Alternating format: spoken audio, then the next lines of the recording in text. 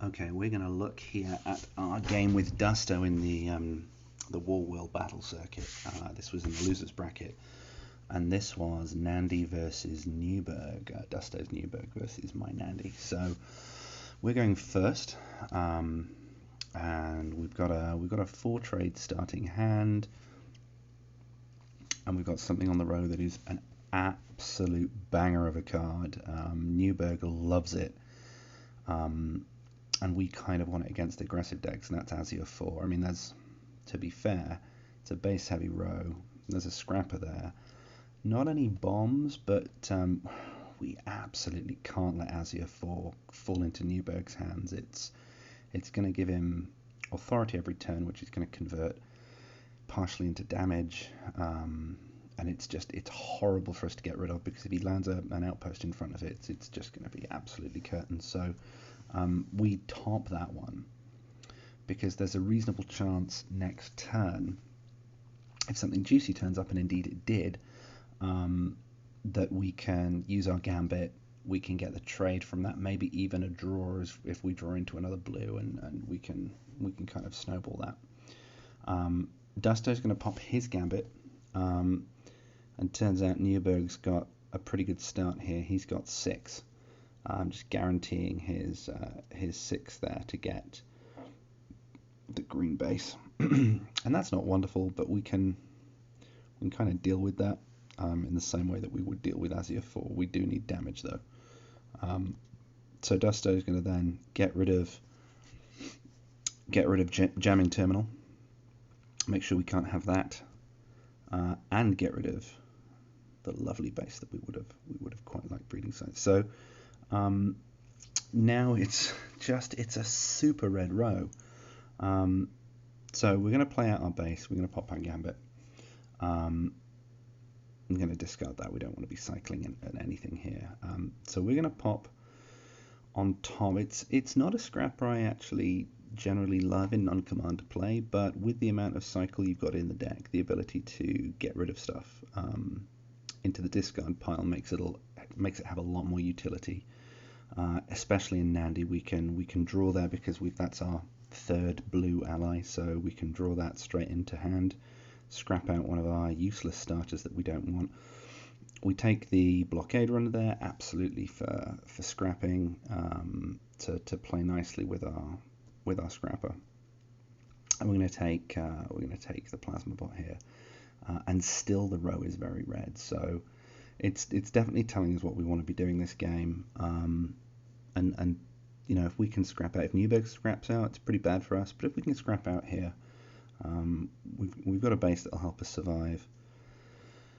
So we're feeling all right at this point. So Dusto has to discard a couple, because that's what we did. He's going to get his base straight into his second hand here, and he's going to take Needle Lancer. Doesn't want us to have that now that we've got some red and blue, yellow and red. Ignoring the things that he knows we want on the row, I think, in favor of that. He's looking to deal damage.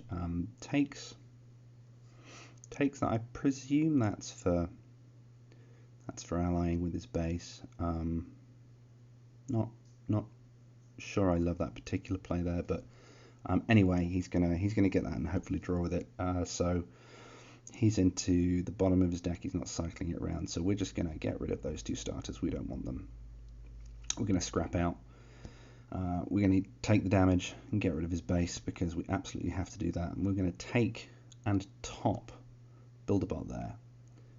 So again, that we can, I really quite like with Nandi the self-scrapping scrappers, because they're there and gone. You don't have to try and be disappointed by topping them in a deck. You can top them partway through your deck and get the utility. So we're going to have a pretty good turn of scrapping next turn. Dusto's down. He takes the Docker there, and again it's really base heavy, this row.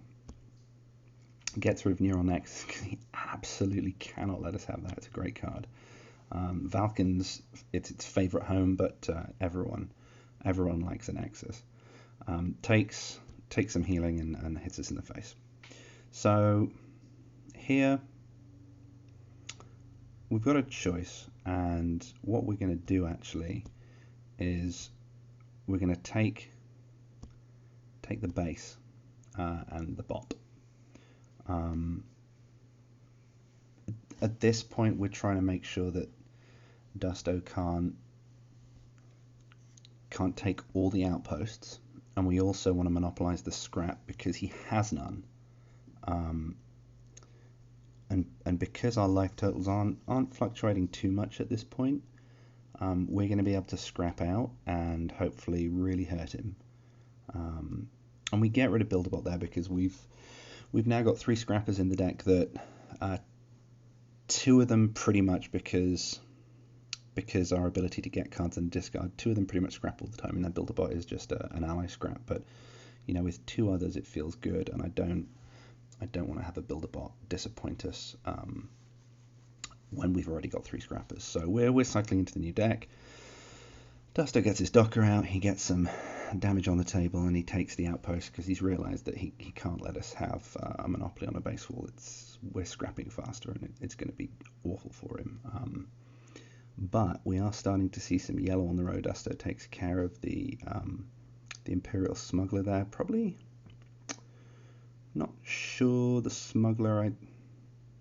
I would have liked to kill Cargo Craft there, but I mean, Smuggler's fine as well because it's going to give us velocity. We're going to cycle through our deck, and it plays well with the scrap that we've got.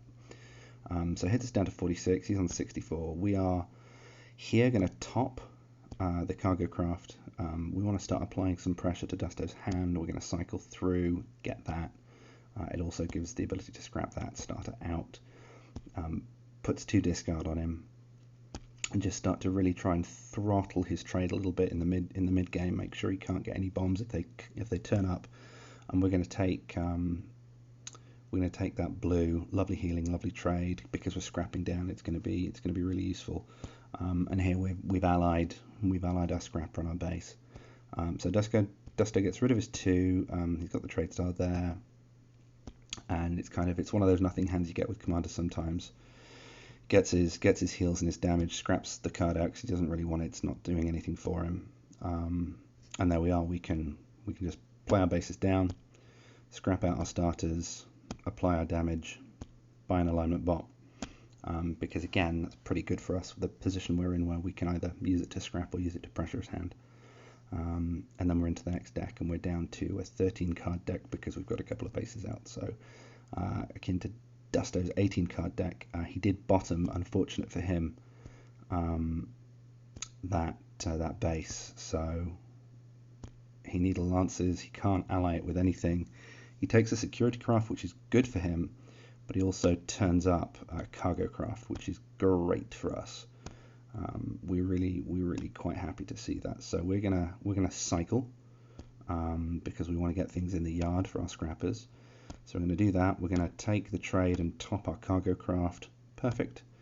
Get our scrap from our bot, and get some discard on the alignment bot and some damage. And then we're starting to crank up the pressure. Dusto here puts his base down, takes the trade and scraps it. He's trying to go for the bombs here. 3. He missed out on. I have to rewatch that, but I think he actually missed out on his trade from his other card. I think he scrapped maybe he drew that with the base, and that's why I didn't play it. But anyway, he takes trade here. I'm not maybe because he missed on his 6, and he takes 2 blob miners, which are not wonderful at this stage of the game. But this is where we're going to make him a sad boy. We've got discards for days. We're drawing all of our discards, and we knew it was all there at the top of our deck. We've hit him with a discard 4, and to top it all off, we're going to top the Merc Destroyer, smack him down. It's 46-30, and Dusto's in some trouble. He has to discard 4 of his 6 cards. He plays out his hand, and that's game because Dusto concedes. It's a good game. Felt like the row, I don't know, sometimes I'm guilty of not playing the format and playing the row. When I'm playing ranked, sometimes I don't even look at what format I'm playing. I play the row as it happens, assuming that events and heroes can pop up at any time. But in that game it really slewed red heavily early on. So we had to kind of take our cue from that. I wouldn't necessarily always love scrapping aggressively against some of the command decks out there. I mean, I don't think McCready probably gives you enough time to do that, but against Newburg, he's got slightly less damage. Works a little bit in your favour there, and as long as you can, and the Azure, starting with Azure 4 was absolutely pivotal because that gave us the breathing space. It stayed out for a long time, gave us several times, and it gave us the breathing space to be able to scrap out. If Dusto, if we go second and Dusto grabs that, or if we go first and we can't grab it, I think this game is quite different. But that was an interesting game with Nandi. Writing was definitely on the wall. I mean, there's nothing wrong with conceding there. Dusto could see what was coming. And yeah, good game, and that wraps that one up.